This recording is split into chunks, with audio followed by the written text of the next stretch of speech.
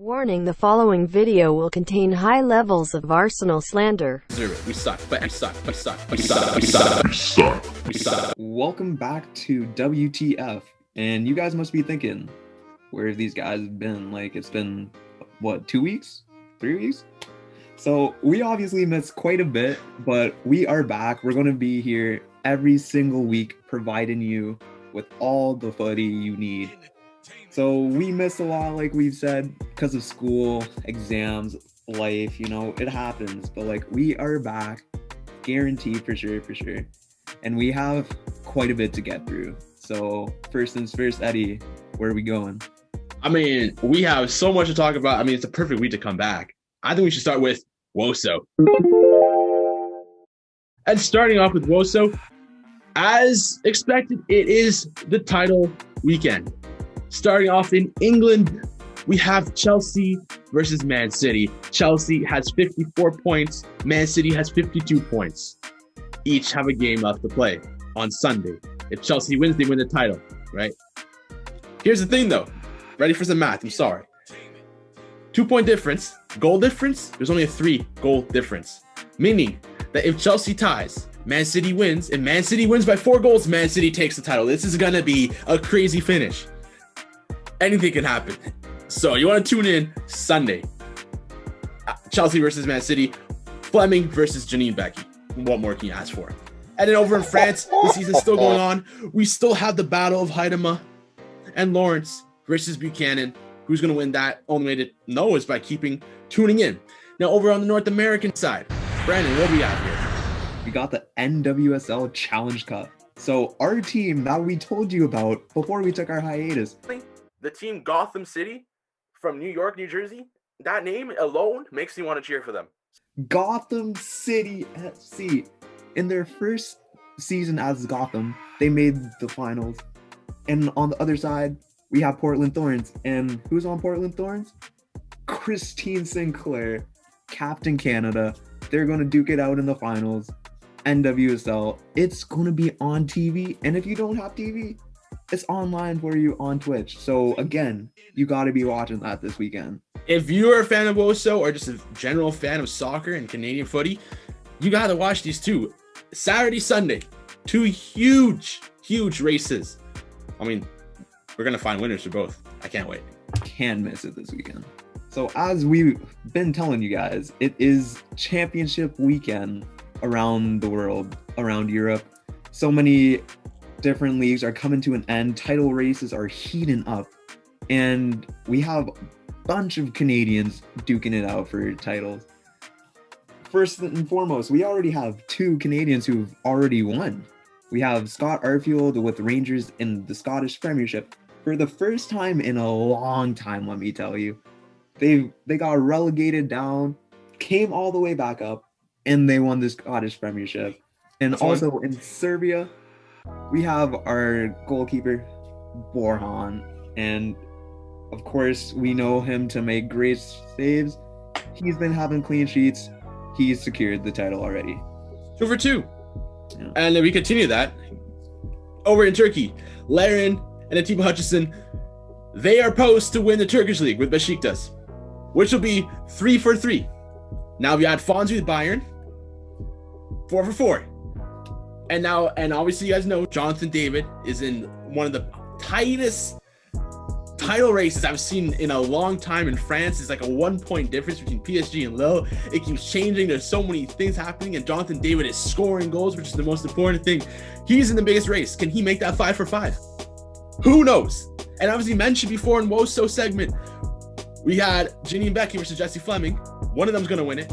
And then in France, we're going to have more Canadians winning it. Canadian footy fans, we are entering the world stage here. You are going to see a lot more Canadians having bigger impact on these European teams as we grow. And this is the best sign we can have for football, especially with the World Cup coming up, and we still have World Cup qualifiers. And then on the women's side, we want to win a World Cup.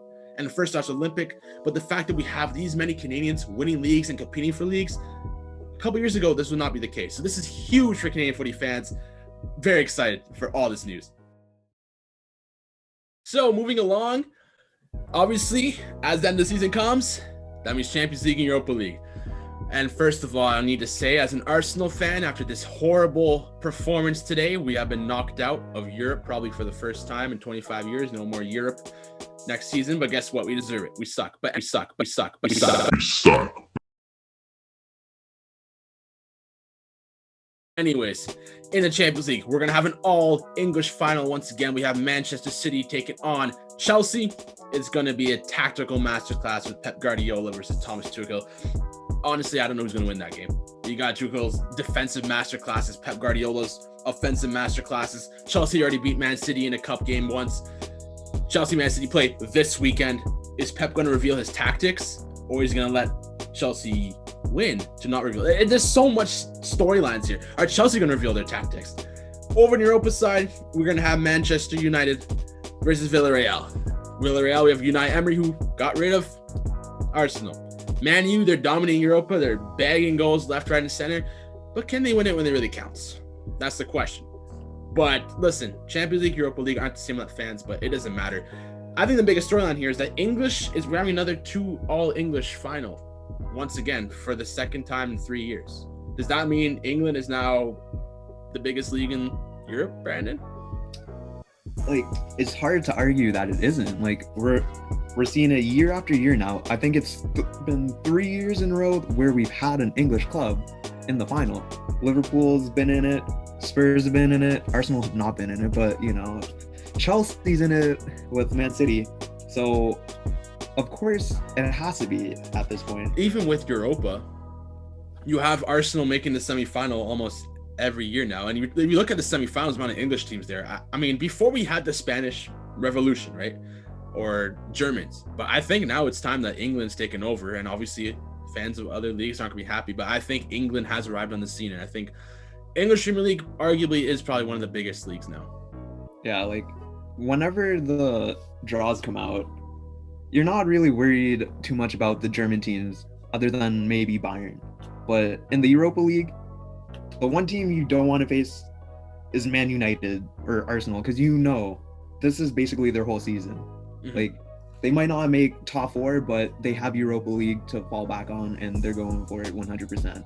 So it's definitely got to be the biggest thing for these English teams. So I think the English teams have definitely been in these competitions, and they're most likely to win it. So yep, for sure. But as we always do at 613 Sports, we need some predictions. Brandon, who do you have winning the Champions League? So on one hand, you have Pep Guardiola. Is he a fraud, or is he going to show that he is Guardiola? Can he win without Messi, without Barca, without Bayern? But then on one hand, you have Chelsea. And I was looking at Chelsea. I saw them in the group stage, and I'm like, there's something about them. Like, something about that team is just built for 2-legged ties. But since the final's a 1-legged tie, anything can happen. And then Guardiola's a tactical mastermind. So here's what I'm going to say. It's going to be 2-1. Write that down. For Man City. Man City. See, I'm fine with the result. Why? Because Man City has no fans. You have no culture. No one cares when you win. I don't want Chelsea winning a Champions League. No way. No way. Anyways, I think Man City is just a better team. Yes, Chelsea beat them in a cup tie. It was 1-0. I think Man City is going to have more time to prepare for this game, because guess what? They basically won the league.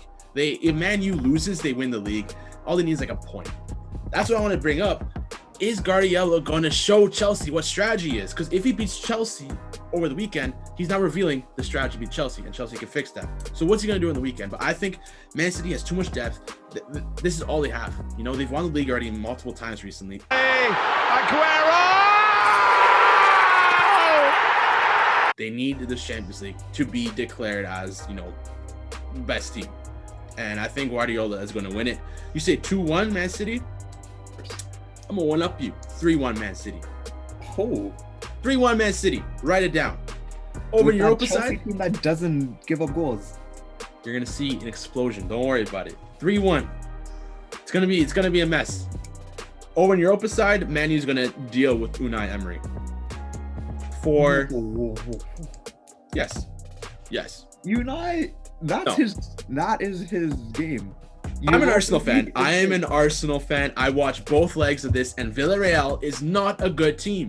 What does that make Arsenal? A trash team. Yes, but Villarreal is not a good team. They were not good defensively. Arsenal hit 2 posts today, and they could have scored a lot more goals. Man U has weapons to score goals. Cavani, the way he's playing in Europa League, he's feasting.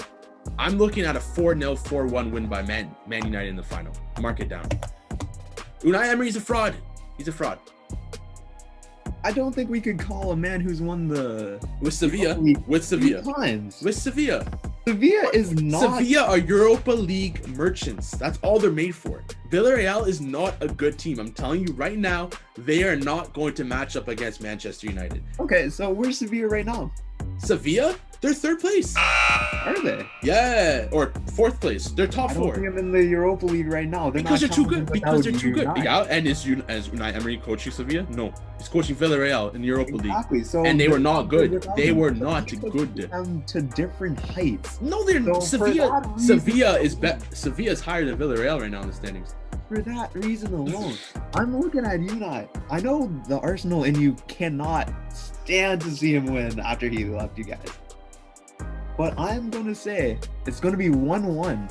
1-1. And then it's going to go into extra time. Okay. I hate Manchester United, but the way they dealt with Roma, they're going to do the same thing with Villarreal. Villarreal is not a good, I'm telling you right now, they're not a good side defensively. They had a lot of leaks. Arsenal should have easily put this game away, but we don't have a goal scorer. We don't know how to create goals. That's an Arsenal problem. Arsenal beat themselves. Villarreal didn't do anything. The first leg, they got 2 lucky goals. Second leg, they didn't create anything. I'm telling you, Manchester United, who is a much better team, is going to deal with them. 4-1. Mark it. Yes, but we've seen how Manchester United has been hot and cold. If we saw a good defensive performance from Villarreal, I don't see why they can't pull that off again. It wasn't a good defensive performance. Listen, I don't want to get into Arsenal game. This is an Arsenal fan. Did you TV. score? I can listen. Short stories. Here, you want to know the story? Have you ever had a dreams that you Arsenal doesn't know how to create chances. There's nothing about defensively. We are passing the ball on our back. We are giving up. Arsenal is a bad team. That has nothing to do with Villarreal. They got lucky. I'm telling you, Villarreal playing Man U right now. It will be the similar score that happened with Roma. Man U is winning this. End of the segment. Agua break.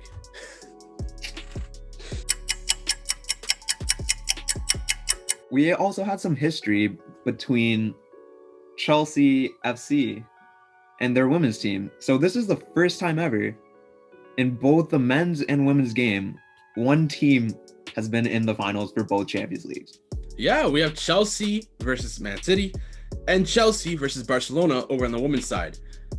Barcelona is a good side, but Chelsea, I think, is better. I think this could be the first time that we're going to see both clubs winning the Champions League.